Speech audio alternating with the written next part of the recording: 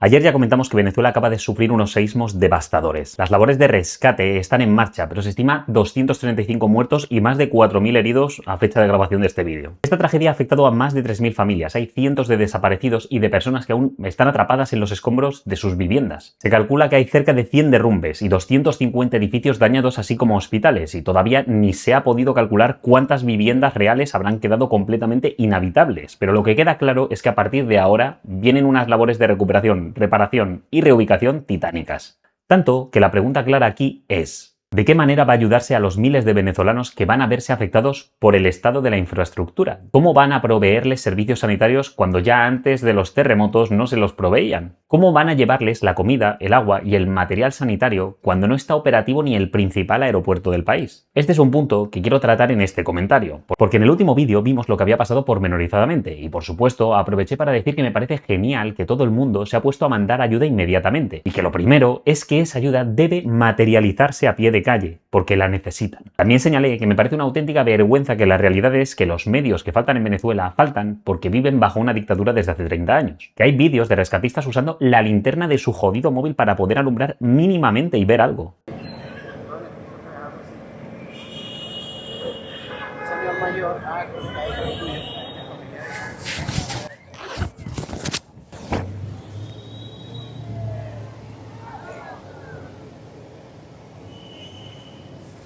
Esto es lo que causa una dictadura, y si me tomo la molestia de señalarlo es para pedir que, paralelamente a esa ayuda materializándose en la calle, los gobiernos que están enviándola deberían estar ya coordinando una fiscalización y control de lo que se le da al régimen chavista. Porque tú tal vez seas una persona que sabe guardar el decoro en una tragedia y centrarse en ayudar al que lo necesita. Pero los sociópatas que llevan sodomizando a los venezolanos 3 décadas no son como tú ni como yo. Ellos no entienden de decoro, solidaridad ni empatía. Los malvados aprovechan precisamente estos momentos para aglutinar poder y eliminar disidencia. Porque la historia nos ha enseñado una cosa muy fea. Cuando un régimen podrido controla la ayuda humanitaria, esa ayuda deja de ser ayuda y se convierte en negocio para forrarse y represión para purgar disidencia. Esto no es una teoría mía de barra del bar, es un patrón que se repite en todo el mundo. Pero antes de continuar y aprovechando que tengo tu atención, si vives en alguno de estos sitios y quieres colaborar con el envío de esa ayuda humanitaria que hace falta, considera pasarte por alguno de estos puntos y déjales lo que puedas para que la parte de la ayuda materializándose a pie de calle pueda ocurrir. Porque una cosa es que dudemos de la gestión humanitaria por parte de una dictadura que lleva hundiendo el país 30 años y otra muy distinta, que tienen que existir los medios para que la buena gestión pueda siquiera ocurrir. Y por eso cada pequeña latita de comida y rollo de vendaje cuenta. Así que aclaro, la ayuda tiene que llegar, no debe retrasarse ni un milisegundo, y os animo a todos a colaborar en lo que podáis, porque hasta una lata de conservas ayuda. Este comentario es solo para concienciar y analizar algo que es más viejo que el mear y que siempre ocurre en momentos como el que están viviendo ahora mismo los venezolanos. Bien, antes de empezar con los ejemplos,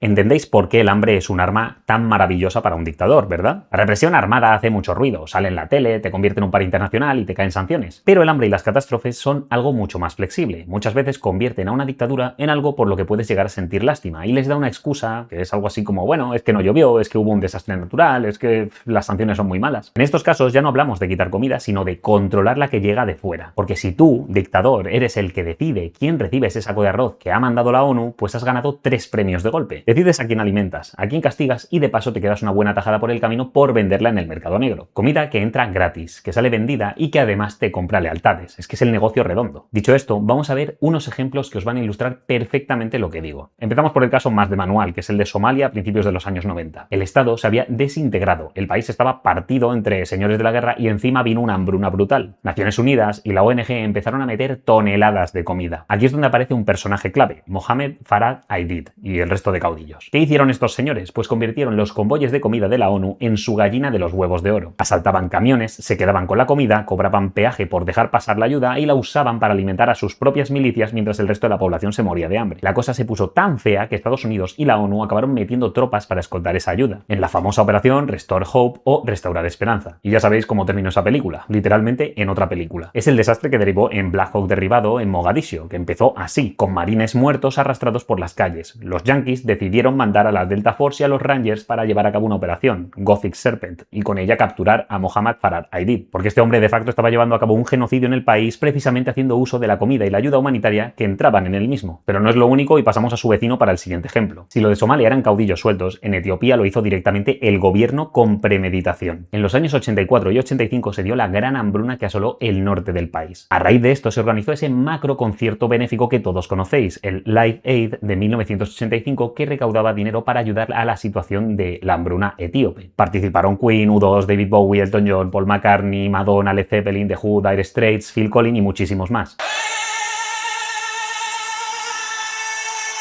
Recaudaron cerca de 130 millones de dólares, que ajustado a inflación sale algo así como 370 millones hoy. Pero vamos, que lo que recaudaron estos no fue ni la parte gorda, porque Etiopía recibió más de 1.000 millones de dólares en ayudas específicamente para luchar contra la situación de la hambruna, además de enormes cantidades de grano, y el 80% prácticamente de esta ayuda la gestionó el gobierno etíope. Pero claro, Etiopía no es un país normal, estaba en plena guerra civil que se agravó con las sequías, por eso la hambruna fue tan brutal. Es que entended que murieron entre 500.000 y 1 millón de personas. Y claro, en esta clase de crisis quieres un gobierno respetable y capaz de gestionar la situación, que sea incorruptible con esos miles de millones de dólares en ayudas y comida. Pero en Etiopía ese gobierno ni estaba ni se le esperaba, porque el cotarro estaba bajo la autoridad de Mengistu, que lideraba un régimen comunista en una guerra contra las guerrillas secesionistas del norte. Y aquí incluyo Eritrea porque por aquel entonces aún eran parte de Etiopía. Bueno, es que para que sepáis, hasta los cubanos mandaron soldados para luchar por Mengistu.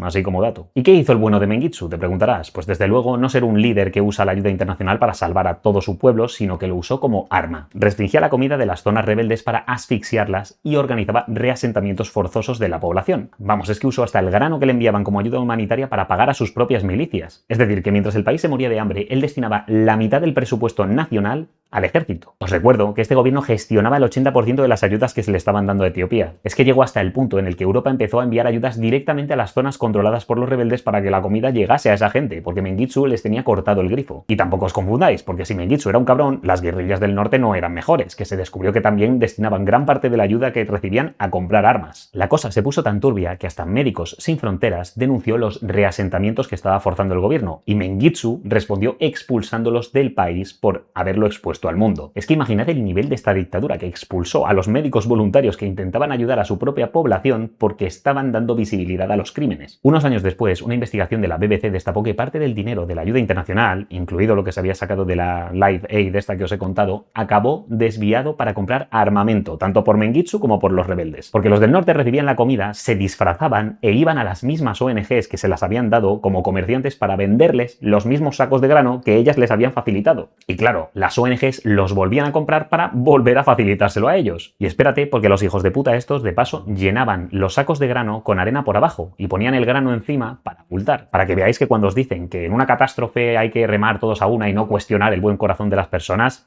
no debéis equivocaros. Los malvados aprovechan precisamente estos momentos para sacar más pasta que nunca porque pueden usar la excusa de la tragedia, de que no es el momento de criticar y de cómo puedes dudar tú de ellos. Y espérate que no hemos terminado porque saltamos a Asia, a la dictadura más hermética del planeta. En Corea del Norte, en los años 90, se dio la conocida como Marcha Ardua, una hambruna que se calcula que mató de 500.000 a más de 1 millón de personas, quizás muchas más porque ahí las cifras nunca se van a saber del todo. Llegó ayuda internacional, claro, de Estados Unidos, Corea del Sur, China, la ONU, miles de millones en comida. Pero el régimen de los Kim impuso una condición, que ellos controlarían el reparto. Limitaban por dónde podían moverse los cooperantes, qué zonas podían visitar y con cuánta antelación tenían que avisar. Y además les metían traductores oficiales que en realidad eran agentes de la dictadura que controlaban todo lo que se hacía. Resultado, se estima que en el entorno del 30% de la ayuda alimentaria se desviaba sobre todo hacia la élite del régimen y hacia el ejército, que siempre fue la prioridad. La comida se repartía premiando la lealtad y castigando la disidencia. Si eras de la casta buena, comías, y si no, pues te jodías. Y mientras la gente en Corea del Norte comía literalmente hierba para sobrevivir, se reporta que Kim Jong-il encargaba decenas de miles de botellas de vino francés. O sea que los dictadores aprovechan precisamente las hambrunas para purgar disidencias y disfrazarlas de muertes por catástrofe natural. Es que es el momento perfecto para ellos para hacer limpieza, porque pueden decir, ¡buah! Yo los quería salvar a todos, pero casualmente los que me llevan la contraria, por lo que sea, nunca pillaban comida. Pero el caso de Ucrania no lo comento porque ya lo conocéis todos y da para un vídeo aparte. Y para los que pensáis, bueno, estos casos que me estás poniendo, pues tal vez no se pueden aplicar del todo a la mentalidad venezolana, que hay que confiar en el gobierno. Mira, no me toques los cojones, porque no hace falta que te hable de África ni de Asia, lo tienes en el propio Caribe, y no voy a ponerme a explicar cómo el castrismo en Cuba controlaba a la población y a la disidencia con el hambre y su puta cartilla de alimentos que ha tenido que acabar retirando. Te voy a hablar de la propia Venezuela, Venezuela, que hoy se enfrenta a esta situación de catástrofe natural. En 2016, en plena crisis de hambre y escasez, el régimen de Maduro montaba las cajas CLAP, cajas de comida subsidiada que reparte el Estado a las familias pobres. Y repito, subsidiada, que no regalada, todavía tenías que pagar por ellas. Eran una máquina de control y encima cobraban cuando las daban.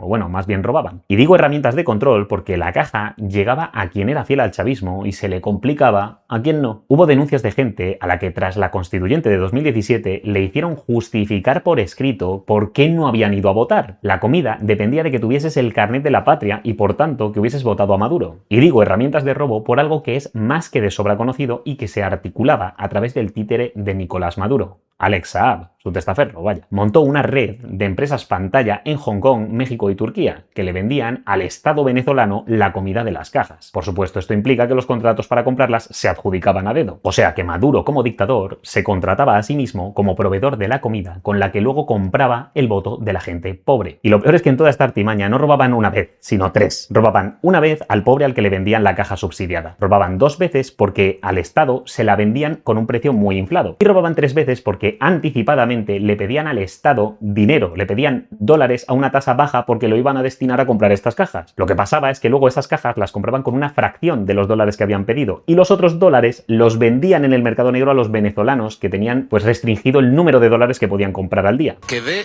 virolo, no entendí nada. Es un video hecho de expertos para expertos. No es un video hecho para el pueblo. Solo entre 2016 y 2018 se habla de contratos por unos 1.500 millones de dólares y encima la comida era una puta basura. Leche en polvo con una fracción ridícula de la proteína que debería tener y cajas con gorgojos. Estados Unidos acabó sancionando toda la trama por usar el hambre del pueblo como mecanismo de control social, mientras el chavismo se metía en el bolsillo cientos de millones de dólares. Y todavía tuvieron los huevazos de usar las sanciones que les habían caído por joder a su población para luego decir que el país iba mal porque Estados Unidos les tenía sancionados. Y por eso vais a escuchar a voceros del régimen por ahí diciendo que todo esto de que Venezuela tenga pocos medios y tal es culpa de las sanciones yanquis. El imperialismo no ayuda a nadie en el mundo. A nadie. Dime en qué lugar del mundo han llevado ayuda humanitaria, lo que han llevado es bombas. Pero espérate, que no es todo. En el año 2019, también en Venezuela, con el país muerto de hambre, Maduro prefirió bloquear la ayuda humanitaria en la frontera con Colombia antes que dejarla entrar. Por órdenes del presidente Nicolás Maduro, un camión cisterna y 2 contenedores impiden el ingreso de ayuda humanitaria a Venezuela. El puente fronterizo de Tienditas que comunica a Cúcuta, Colombia, con Ureña, Venezuela, permanece bloqueado. Porque claro, ¿cómo te atreves a decir que en el paraíso chavista la gente es infeliz y pasa hambre, maldita rata capitalista contrarrevolucionaria? A toda esa ayuda la llamó un show y dijo que venía toda envenenada, que además escondían armas y seguramente hasta una bomba nuclear satanista estadounidense. Y cerró la puerta. Venezuela no va a permitir el show de la ayuda humanitaria falsa porque no somos mendigos de nadie. Así de sencillo.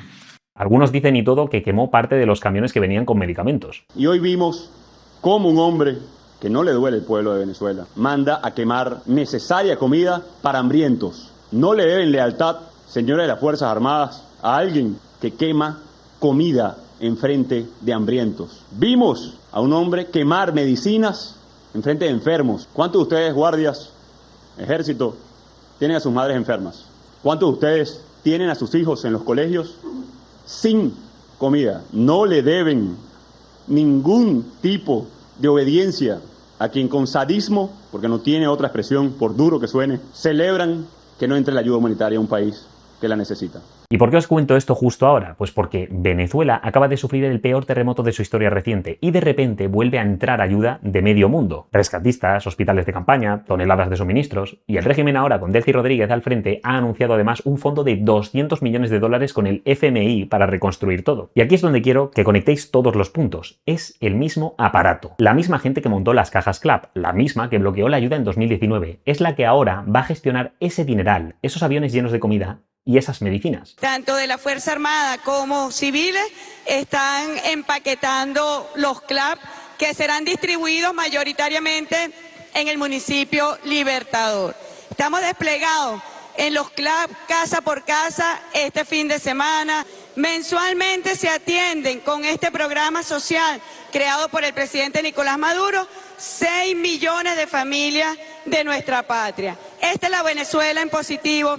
Esta es la Venezuela potencia. Después de todo lo que hemos visto hoy, de Cuba a Pyongyang, pasando por Etiopía y Somalia, y obviando Ucrania un poco, ¿de verdad confiarías en el buen corazón de esa gentuza? Insisto, ahora la prioridad absoluta es mandar ayuda y que esa ayuda se materialice en el terreno, pero no ya. Ayer, que la gente sea rescatada, curada, reubicada y alimentada. Los envíos tienen que estar saliendo y todo lo que podáis ayudar, pues ayudadlo, porque los matados, como tú o como yo, no podemos hacer otra cosa que aportar nuestro granito de arena, ya sea a través de nuestro gobierno o de nuestra ayuda desinteresada. Pero que quede claro, paralelamente a esto, simultáneamente, sin parar la ayuda ni un mísero segundo, se tendría que estar poniendo a alguien con capacidad coercitiva, a alguien con fuerza para imponer las sanciones y decisiones, para controlar y fiscalizar y asegurarse de que el chavismo no usa esto como una manera de eliminar a la disidencia. Porque si tienen la oportunidad es que van a hacerlo, porque ya lo han hecho en el pasado. Si les das 1 milímetro para que te jodan, te van a joder. Si tienen la posibilidad de limitar la comida a zonas concretas, lo van a hacer, que no os quepa la más mínima duda porque ya lo han hecho, y no hace medio siglo, sino hace menos de 10 putos años. De nuevo, que quede clarísimo, la prioridad ahora mismo es salvar vidas, y toda la ayuda posible tiene que enviarse sin ningún tipo de reservas.